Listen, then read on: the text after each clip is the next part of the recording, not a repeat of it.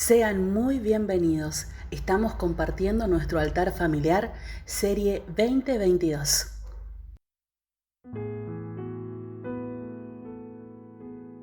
Las preguntas son: ¿cuál es la propuesta de Dios para este evangelio? ¿Y cuál es la consecuencia o evidencia de no entenderlo? Hablamos específicamente del evangelio porque es a lo que nos dedicamos, a lo que hemos dado nuestra vida completa. Entonces debemos entender qué es el evangelio, de qué se trata el evangelio y principalmente, si Dios es el que nos dio este evangelio, conocer la mente del Señor, conocer su corazón y saber para qué nos fue dado este evangelio a nosotros. A medida que los años pasan y vamos teniendo años de creyentes, vamos asimilando el evangelio como algo propio. Todos tenemos una opinión diferente de lo que es el evangelio. Estos días hemos sido muy golpeados a través del pensamiento de que el evangelio se hace en la iglesia. De repente se cierra una iglesia, se cierra un auditorio y el evangelio ¿en dónde queda? ¿Puedo practicarlo en casa? ¿Puedo acaso llevarlo a cabo con mis hijos? ¿Qué pasa con el pastor que ya no me predica más?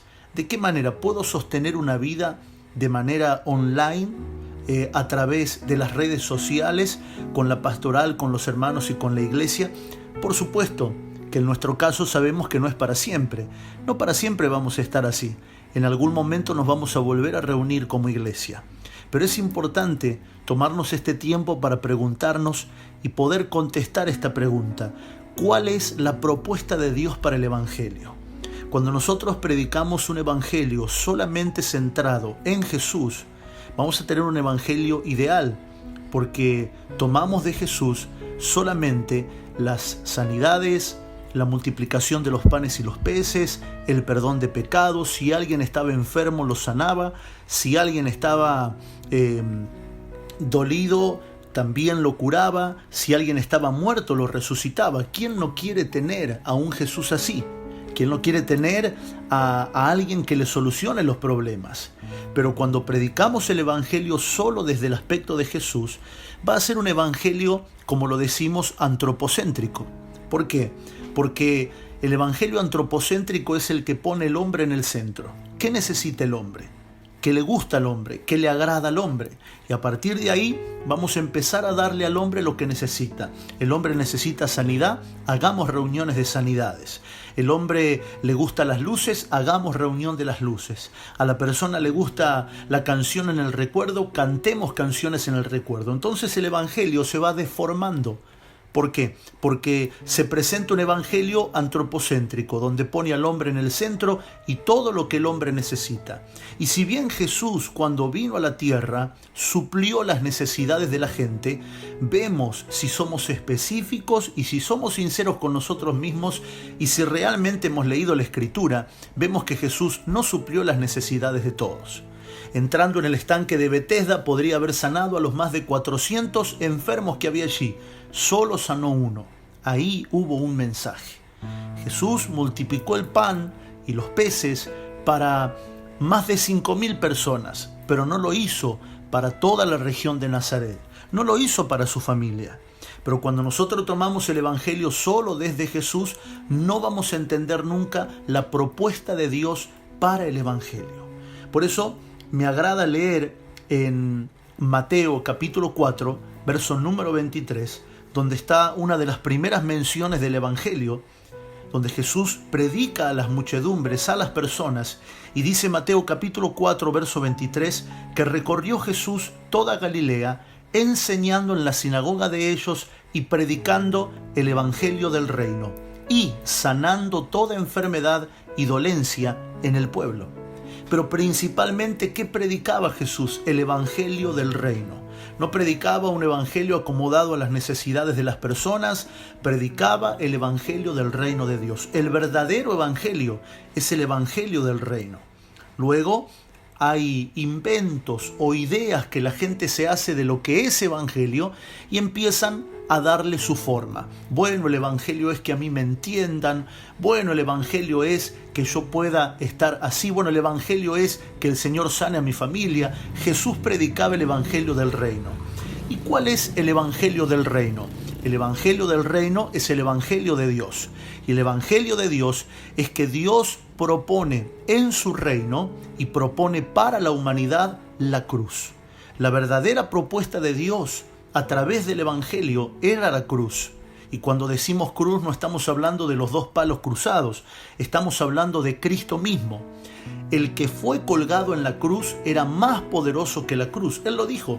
Él dijo que él podía hablar y el Padre enviaría una legión de ángeles a librarlo de la cruz, a librarlo de que los soldados lo tomaran, lo castigaran y lo crucificaran. ¿Por qué no lo hizo? Porque la verdadera propuesta de Dios para el evangelio era la cruz. Era que esa cruz se cumpliera en el mundo. Nosotros lo vemos como un hecho histórico. Nosotros vemos que la cruz fue la crucifixión, pero la cruz es algo espiritual, es algo eterno. La cruz es la verdadera propuesta de Dios para el evangelio, donde Dios dice: les presento a Cristo, les traigo a mi Hijo. Es Cristo la propuesta, es la cruz la propuesta, es uno solo, Cristo en su cruz. Por eso es que mientras Jesús sanaba, multiplicaba la comida, hacía milagros, las multitudes le seguían, pero cuando Él fue a la cruz, las multitudes lo dejaron solo.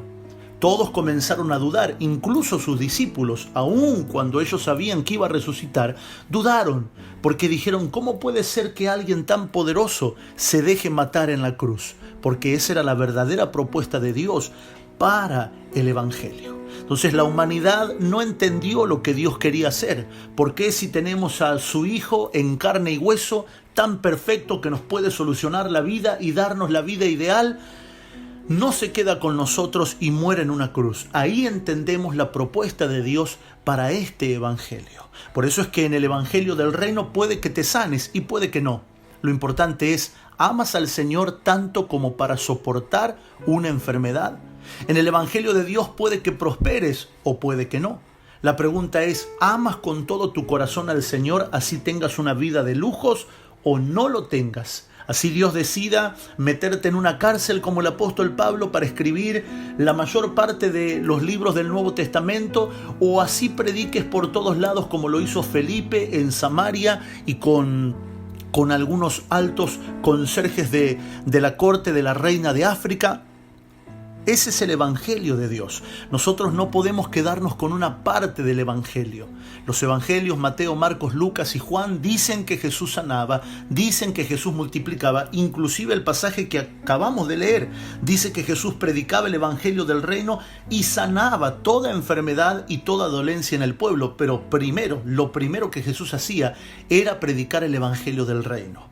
Esto no significa que nosotros no creemos en sanidades, no creemos en que se van las dolencias, no creemos en la multiplicación. Claro que lo creemos, pero esa no es la propuesta de Dios. La propuesta de Dios es mucho más alta para su evangelio.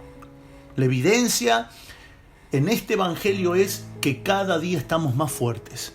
Cuando yo entiendo la propuesta de Dios a través de en Cristo y en su cruz, en este evangelio, cada día estoy más fuerte. Cuando una persona no comprende lo que Dios propone en este evangelio, esa persona no va a madurar.